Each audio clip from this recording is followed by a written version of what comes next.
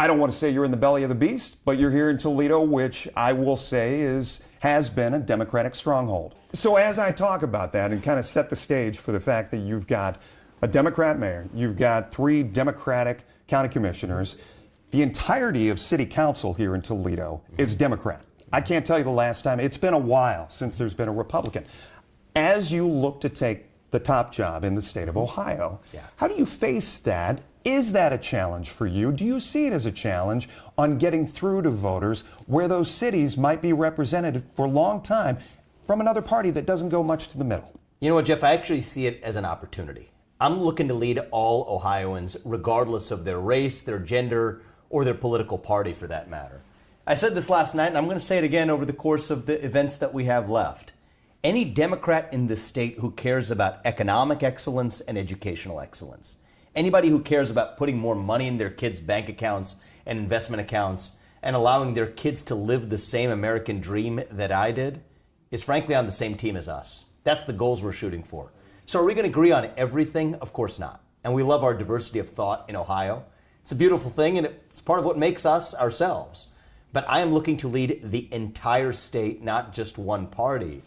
And I see an opportunity to unite this state around certain common goals, like standing for the educational achievement of our kids and pushing that higher, like actually bringing economic development to the state that lifts up all Ohioans, not just members of one party or another. Let me touch on education. You are a fan of school choice. I am. And vouchers. And I want you to take from the aspect of a suburban superintendent who says, I can't get levies passed right now in my district.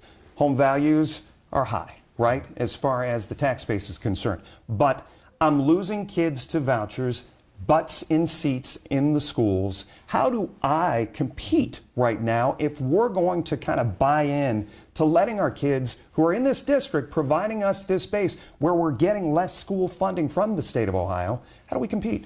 So look, I think the evidence points to a hard, uncomfortable truth. The more money in certain cases that has gone to public schools in the inner cities of Cincinnati or Cleveland, the more we've also seen the decline in the quality of those schools as measured by the achievement of our students. Look at objective test scores, look at other results, even with respect to mental health, even with respect to other outcomes. So there isn't a direct correlation at all between the amount of money you throw at the problem and what the underlying problem actually is or how we solve it. You're saying it's okay to take those kids out of the chairs. Well, look, here's what I believe we have to do is give every parent the opportunity to seek the best possible education for their kids, wherever that may be. Public school, charter school, or homeschooling. But I'm also somebody, and I want to be clear about this, Jeff. This is different than usual conservative dogma. I'm also focused on making sure that our public schools are actually equipped to compete with the best of the alternatives. Meaning? Meaning merit-based pay. Pay public school teachers and principals and administrators and superintendents according to the results they deliver for our kids. And to be clear, that's going to mean the best teachers in this state will get paid a lot more than they are right now, as they should. I think about my teacher, Mrs. Kinney, in 6th grade, who affected my life. I went to Princeton Public Schools, Robert E. Lucas Intermediate School that happened to have a magnet program. Sadly, Rellis is now closed, but she was a great teacher who impacted my life. She died tragically a couple of years ago, or I'd be thanking her right now. The fact of the matter is we don't have enough teachers like Mrs. Kinney today because the best teachers aren't compensated where they should be. But that also means we have to make sure that we're not throwing money into places where it's not positively impacting our kids either. So it's not the amount of money you throw at the problem that makes the difference. The fact of the matter is many of Cincinnati's public schools to Cleveland's public schools have had greater budget allocations without corresponding results for our students. I care about the result. Yeah. I care about the achievement of our students. That's actually what matters, and that's where my focus is as the next governor. Let me ask you specifically, everybody's going to want something. If you were lucky enough, if the voters said, I want Vivek Ramaswamy as governor of Ohio, all these big towns are going to come to you, say, I need this, I need that. How do you, I guess, in your mind, bring cities like Toledo to the table? Toledo has been reliant on federal grants as far as redevelopment is concerned. We had a company here, ProMedica, that put a lot of money into redeveloping the town. They have since cut us off. They said, we can't do that anymore. We need to focus on health care. So how does Toledo, in your view, get a seat at your table as governor to bring jobs, to bring development? Well, I'd say a couple of things. First of all, Toledo has a history and a heritage to be proud of in this state. Toledo was the glass capital of the world.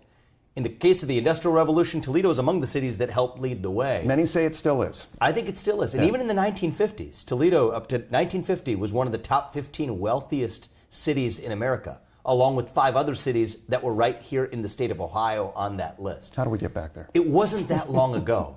And so the question is, we're not going to get back there, Jeff. We're going to actually go to a future that is even brighter, including for Toledo and the rest of Ohio.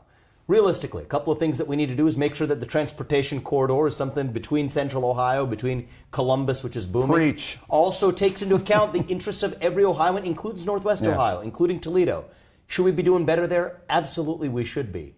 But the way we're going to do this is not through some program of government entitlements and greater dependence on the government, either the state or federal government. That's a short-term solution. It's a Band-Aid. The way we're going to do it is actually by bringing more people and more companies to Ohio. My metric of success is how many people are moving in versus out, how many kids are born into families in this state, and how many of those kids then go on to remain in this state. Toledo is one of the parts of our state, certainly, other parts too, but Toledo for sure, where you have a bit of a brain drain problem. You got great talent right here, great kids growing up right here who then go on to pursue the American dream in other places. To me, that's a failure if we're not keeping the best of our talents and our education system right here at home in our state. But is it the responsibility of the city leaders to make all these things happen and not be reliant on you, on the state in that sense? Because there's progress around us. There's just not a lot here. To the contrary, the answer to your question is that buck stops with me as the next governor. It is up to me to not just lift up Central Ohio, not just Columbus. It's great that Columbus is booming, and I'm proud of that and happy about it. But I'm the leader of Ohio when I'm elected, not just one part of Ohio. And so to me, I think the standard I should be held to is if we're not seeing a level of economic development that lifts up all parts of this state, then that means that I will have failed to do my job well as a governor. And the truth of the matter is I'm confident we are going to do a great job because these are easily solved problems. I mean, think about the red tape in our state to start a new natural gas pipeline. That's one of the impediments to new manufacturing, to new AI data centers. That takes about 18 to 36 months right now. That should be 6 months or less. It takes 6 years to get approval for a new power plant. It used to be a matter of months, just in an era past. By the way, the very era where Ohio had 6 of the top 15 wealthiest cities in America. Let me ask you. So these are man-made problems, and I just want to put a fine point of emphasis on this. As governor, I believe these problems are solvable. That's not theoretical. We see other states already doing it well. So do I believe that that's my responsibility as a governor? You're darn right I do. I take that seriously. It's not just that it's the fault of the individual city leaders. Do they have to step up? Of course they do. We're going to do that as partners. But ultimately, the economic development of this state and setting the educational standards for this state to excel, yes, that falls on my shoulders. I take that responsibility seriously. And I want the people of Toledo, not just the Republicans, but Democrats, to understand I want to work with them, including these city leaders, to help take our state to the next level. You brought up transportation. You talked about US 23, obviously. I want to talk to you a little bit about the airport. Derek Marin, who was in a race against Marcy Kaptur in this last election period, he stopped at our airport just before the election and said, we need more passenger traffic here. There has been since, right after that, Marcy Kaptur said, we'll get $1 million out to you. My question to you is, we've been told companies won't come here because we don't have a viable airport. We've been told companies that are here make deals with airlines out of Detroit Metro. How important is it to you that Toledo, if we're going to be this shining city, another shining city on a hill, that we have a viable airport? I think it's important that Toledo have a viable airport. Outside of cargo, I want to point out. Yeah, that's a good point. It's a good point. And Toledo, think about one of the things you're also putting a fine point on. Toledo has a great geographic location, if you think about it. We're close to, think about waterways, you think about access to thinking about the docks, not far from where we are right now. There's major opportunities for business to see, to center here. But it's similar in my response to your last question. If we're picking off Band-Aid solutions, that's a short-term fix. We got to get to the root cause, which is a revival of economic flourishing rather than stagnation. You go back 70 years to the 1950s when Toledo was still the glass capital of the world. You go back to that Industrial Revolution and the turn of the last century. It wasn't a Band-Aid solution to say, how do we get more cars or more one mode of vehicle of transportation here and meet that metric. It was an economic boom that caused every mode of transportation to need to exist right here, which is in a great geographic spot organically. If you think about 60% of North America's population right now, Jeff, is within a single day's drive of where you and I are sitting right now. That is an opportunity at the heart of the greatest nation known to mankind. And part of the job of a good governor, this is really important, is we get often, correctly, bogged down on particular policy debates, and policy is half the job. But the other half of the job of an effective governor is actually to market this state to the rest of the country. Think about that opportunity when you think about the next generation of AI data centers. Think about the natural resources right underneath our ground in this state. Think about the access to the same Erie Canal to New York City and in the southern part of the state, the Ohio River to the Mississippi. A job of a good governor should be to sell those attributes to the rest of the country, to draw families to come here, to draw businesses to come here. Makes sense. And that too is something that I take seriously. And in this particular case, I believe is going to take a new generation of leadership in our state to actually bring our state to the modern era. I know we were promised 15 minutes. I'll get us moving here. We're good.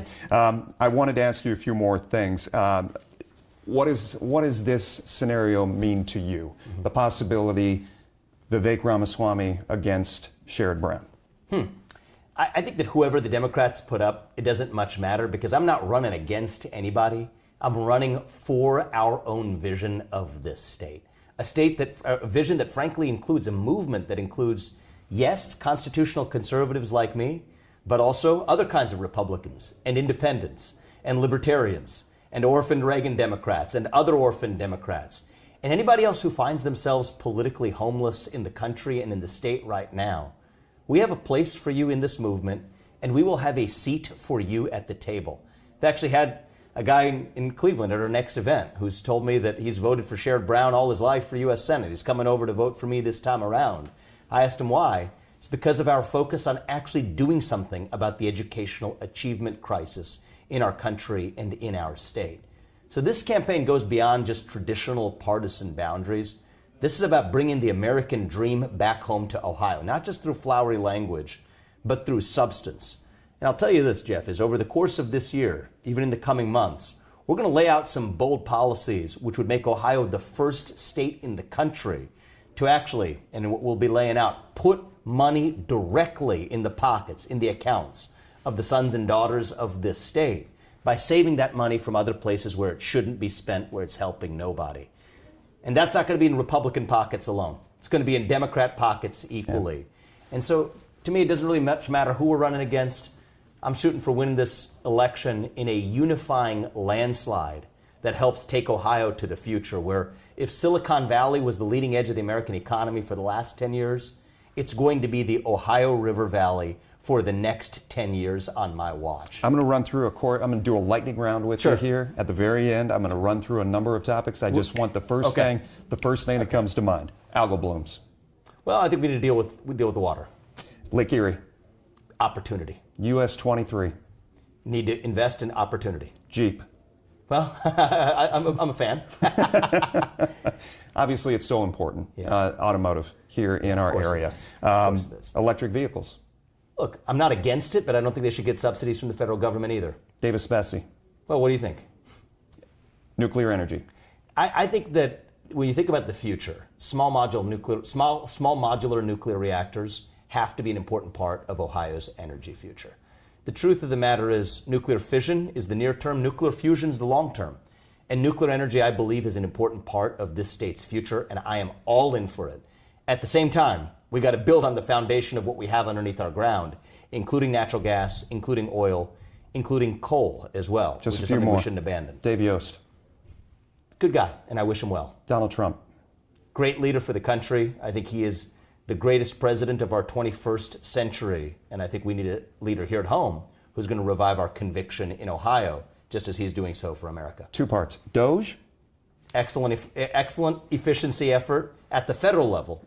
The way we're going to do it in Ohio is applied to Ohio's circumstances. So what I think about here is not just what are we getting rid of, but what are we actually creating?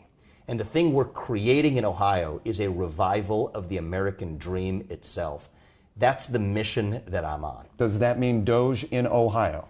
It means the American dream in Ohio. And you know what? That means a lot of regulations and bureaucracy is standing in the way.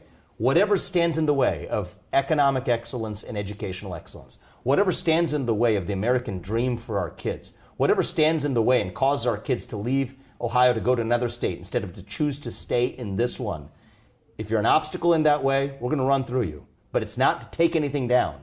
It's for the purpose of passing that American dream on to our kids. That's what I'm in this for. Finally, do you want Governor DeWine's endorsement? Do you need Governor DeWine's endorsement? Look, I'll take the endorsement of anybody who believes in this vision for the state, Republican or Democrat, urban or rural or suburban, you name it. We want a big tent coalition, as I said, of all kinds of Republicans, Democrats, independents, you name it. We want a big tent coalition that helps unite this state and lead us to our future. So I'd be honored to have anyone who agrees with this vision to be able to come aboard. We welcome it. And I will say, we have a range of statewide endorsements that I was frankly surprised to get this early in the race. Frank LaRose has endorsed. Robert Sprague dropped out of the race for governor. He's running for Secretary of State, has now endorsed. As of yesterday, Christina Rogner, a star in our state legislatures, is a great state senator running for state treasurer. I think surprised a lot of people by endorsing as well. So we've already built a leadership coalition of great Republicans, but even as you're going to hear shortly, even some Democrats coming aboard this movement as well. And I'm excited to, build a coalition that can work together, despite some differences, to make the state a better place. Thank you for spending some time with WTOL 11. Good luck, and we appreciate it. I appreciate it. Thank you. Absolutely.